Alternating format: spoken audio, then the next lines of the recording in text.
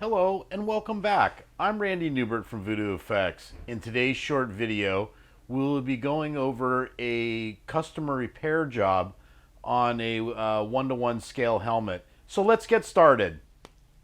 Okay, so I started with this project yesterday. The client dropped off the model, and this is kind of the way that I got it when it first came in. And I basically went over it with the client and looked for any damage on it or any marks that were left behind, in transit or whatever. So anyway, this project, the client it's got a light and sound unit in it, and for some reason the sound unit stopped working. So he commissioned me to go ahead and find out what's going on with the sound and see if it's repairable or if it's something that I'll have to completely replace and redo. So let's dive in on this one right now, and I'll start taking it apart, and this will kind of give us a look at what I look for in signs when I'm looking for some kind of broken electronics or things that could be potentially easy to fix right here on the spot. So let's get to it. Okay, so I'm going to start unpacking this. Usually when I get a piece like this, I'm very cautious at how I'm going to do the unpacking of the actual model. So I kind of meticulously start taking off some of the top layers. I'm going to leave some of this section together, and I'm going to work my way down here, because what I've noticed is there's a base that's separate from it. So I'm going to get the base out of the mix right away. He did a good job at wrapping this up, and it looks nice and tight. So let me pull this out and kind of get this off the side. I want to put my focus on what I'm going to be really going for, which is the helmet itself. Okay, so I'm gonna, again, let me back up here just a little bit. I'm gonna put some stuff down here. Again, you want to really pad the area good, especially if you're dealing with somebody else's piece. So I'm gonna very carefully take it out of here. This thing is extremely heavy. Now you guys can get an idea of what it is. It's a one-to-one scale Cylon radar. It looks like it's either made out of fiberglass or it's a heavy resin casting. Probably glass, but I'll take a look inside. We'll dive in a little bit and look at it. So that's good for the box. I think I can leave it in its bag for now as I'm working on it, and I'll get some of the bubble wrap and this stuff out of the way. Okay, next on to is, let me just push this aside a little bit, and I'll bring in the base. So there's the base that comes, that came with the repair job. So it seems like some of the electronics are down here to the switching. It looks like there's a couple option switches here too. So I'm going to try and see what's going on with this. It does have a back in here, so I might just open that up if I have to and look at it. But first thing I'll do is, I'll just, again, I'm going to evaluate it. I take a look. I see what the wiring looks like down the tube. Is there any spots that are broken? I check the actual junction for the hookup. All the pins are there and it looks intact. So this looks fine. So I'm going to move on. Now, I'm going to try to do this as careful as I can with still showing everybody kind of a good view. But I kind of took a look, already looked at it. And this is like it looks like a fiberglass with a big heavy metal insert in it. So let's see if I can get the camera to see the insides. So inside here, there is a big hard mount that's mounted inside, and there's a couple of boxes in here, which I think one is a speaker box, and probably one is a light controller to control the eye light. So I have to kind of dive in there and see if I can get some access to these boxes and open them up and see what's in there. I did a repair on this model a while back, uh, and I think the sound was the same problem, but it just ended up being a bad wire. I replaced the wire and did a little soldering on it, and I got it to work again. So anyway, I'm going to dive into the next stage on this one. And again, I'm going to open it up. Oh, here, and let me give you guys a little view. You can see what it looks like. Again, this is, it looks like all vacuum metallized fiberglass. It's got a little bit of, I went over to the client with him. I looked at everything, and, you know, I showed him some of the abrasions on it and some spots that were, you know, that's why I'm really handling it really, really softly, because this finish does wear out after a while. But it's pretty good, and it's all there, and it's a nice looking piece. So anyway, let's move on to the next stage, and I'll start tearing some of the electronics. Okay, so I've repositioned the helmet a little bit better, so I can kind of do a little rough hookup and just see what it does. He said that there wasn't any batteries in it right now, but I'm just going to go ahead and pop out the batteries and replace them, and then take a look, see what it is. I was able to get the little switch part out here, and I'm kind of a little concerned with this tape job on here. Whenever there's a little bit of tape hooked up and around a junction point like this kind of concerns me a little bit. But I'll have to look into that a little deeper. For right now, I'm just going to make the hookup and then see what it does. So anyway, so the next phase, again, I'm just going to bring over the base. Then I'm going to make the general hookup, and then I'm going to check the batteries, and then we'll just see what it looks like. But this will give me a little bit better way to work on it. So when you have something that's kind of like this delicate, you just want to just make sure that you've got it well padded, well supported. I've got it covered, you know, keep your gloves on, you know, and keep it covered up as much as you can. That way, like if anytime you're doing any kind of archive work,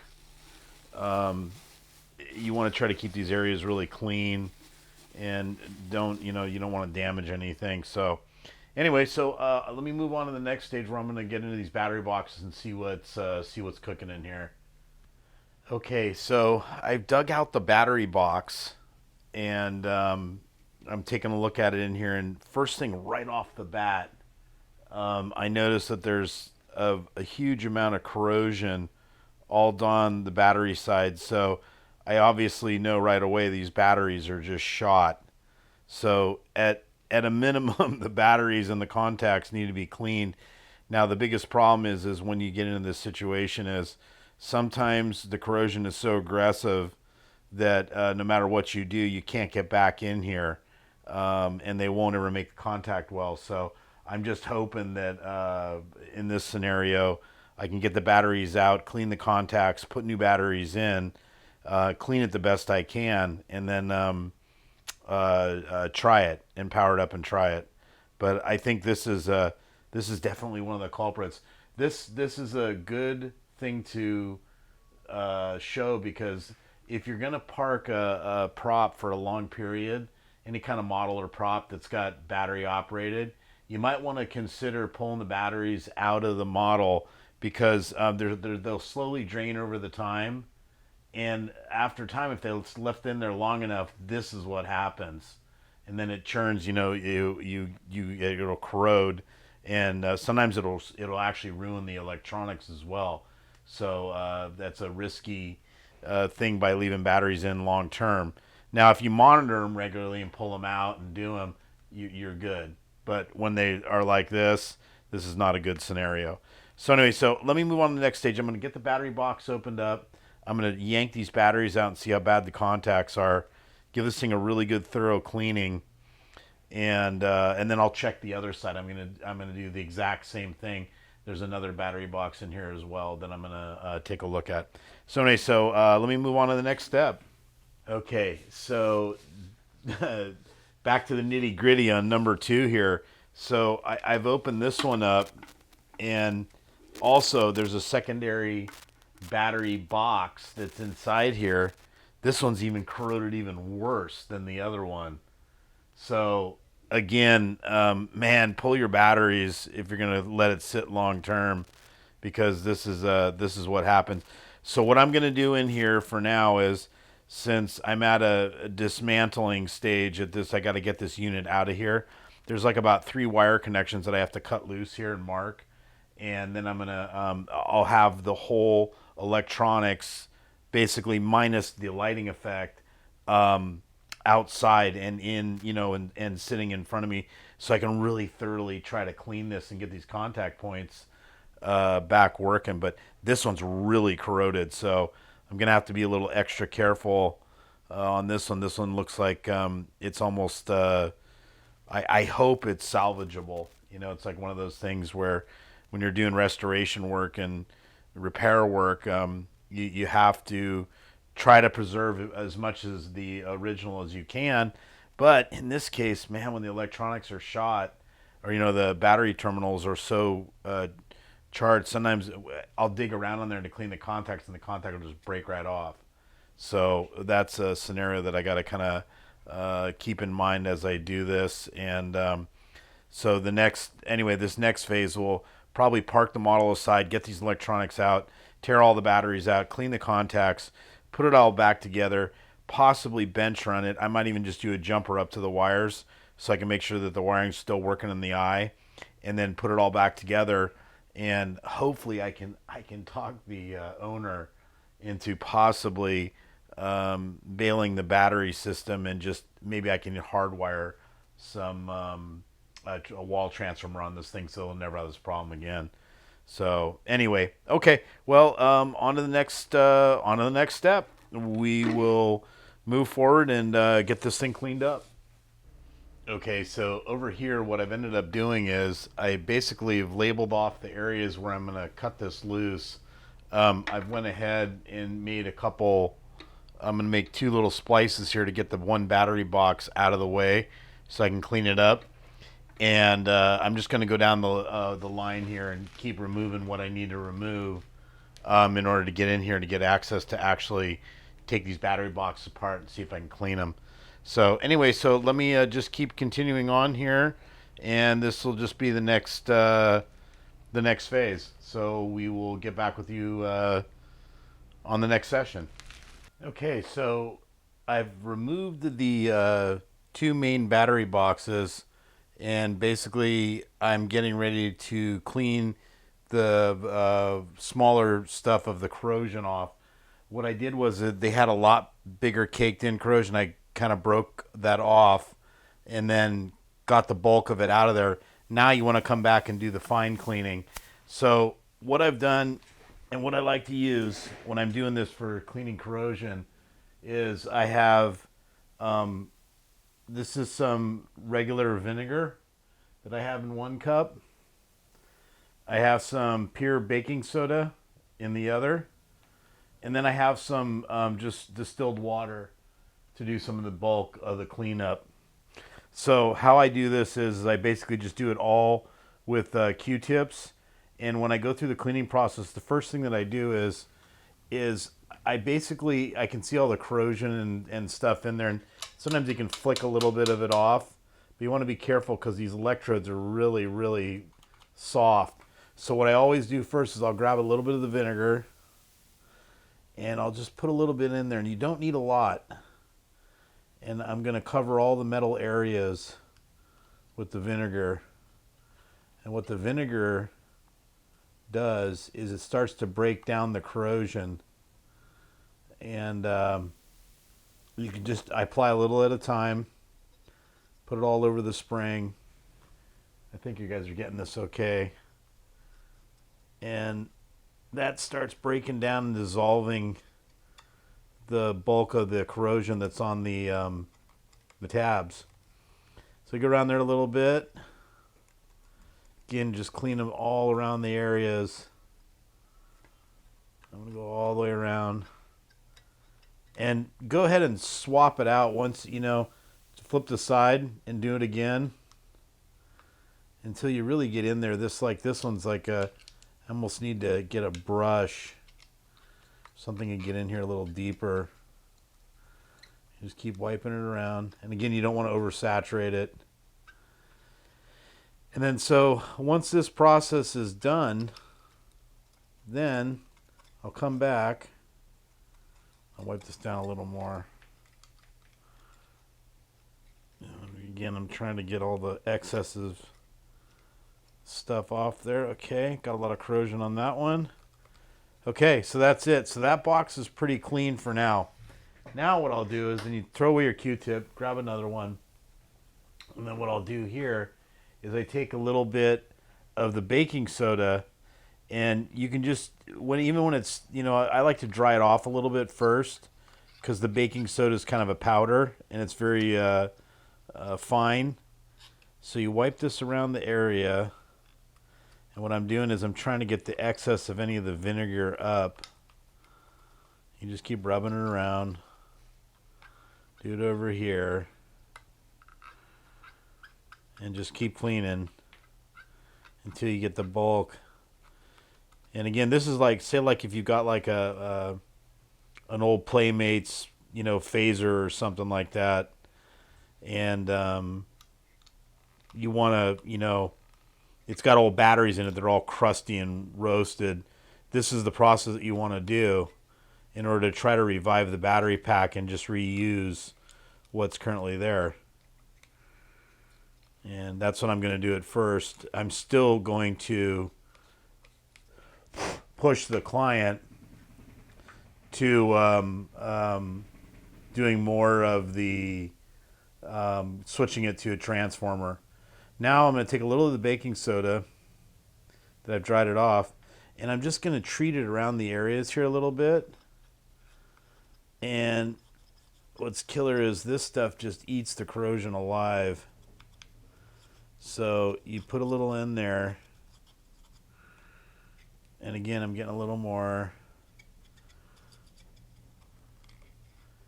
and then the what's good is the baking soda actually, I was, as I've been told, is actually stops the corrosion process. I mean, I think it creeps back at some point either way, but at least you're doing a little bit to keep it under control from coming back.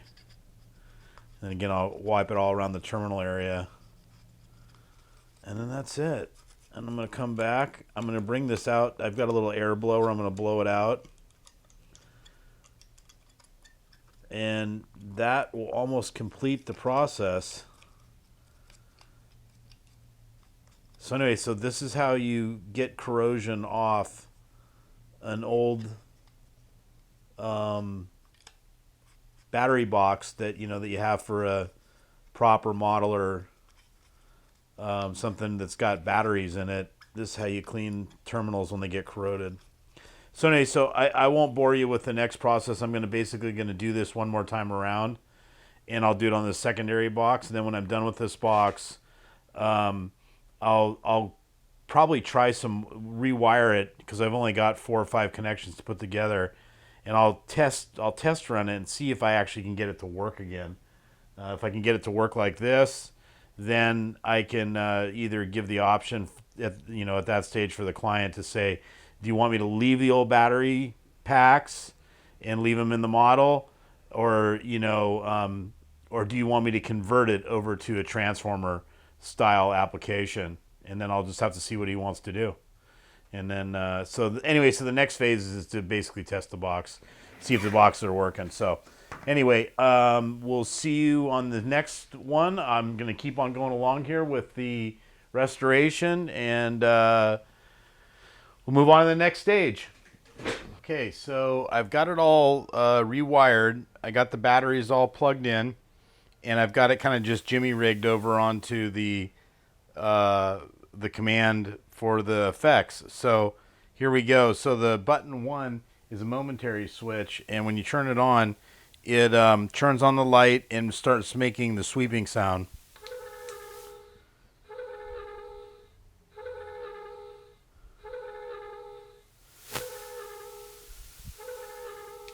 And then you can just let it up, and then it's now it's locked out. And then over here, you've got another sound feature.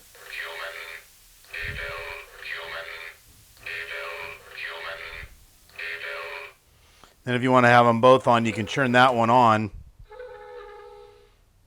And then you can hit this one.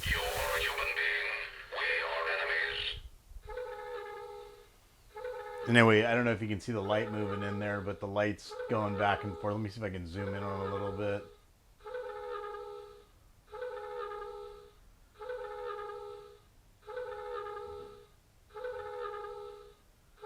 It's probably a little bit too much ambient light in here. But yeah, so I got it all rewired. It seems to be working good. It's kind of a mess right now, but I'll be able to clean it up. And I'm kind of at the ending stage right now where I'm going to go back with the client and ask him if he wants me to A, leave it the way it is, or B, switch it over to a transformer, which, you know, I would highly suggest, just because he's going to run into this problem with the battery corrosion thing, again, unless he digs in there and takes out the actual batteries when it's not being displayed. So anyway, so I'm just going to wrap this video up. I hope to show one more video of it completed and the eye working and all on the stand. And that'll probably be the final or the end of the video. And please subscribe, and we'll see you on the next video. Okay, so here's a finished piece. The client opted to go with a battery pack,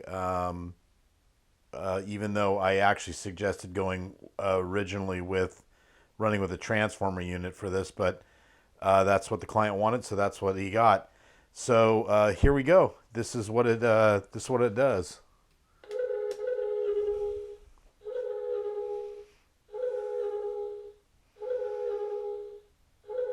As you can see, it has the whoosh along with the eye movement, and then if you push, it has a secondary button.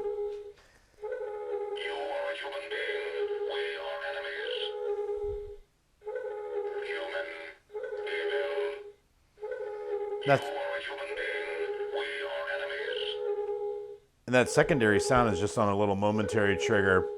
But again, I got it all hooked up. I got all the battery corrosion out of the unit, and this is the finished piece. And I'll be contacting the client to pick this one up, and it's another completed project. So again, thanks for watching, and until the next video, we'll see you then.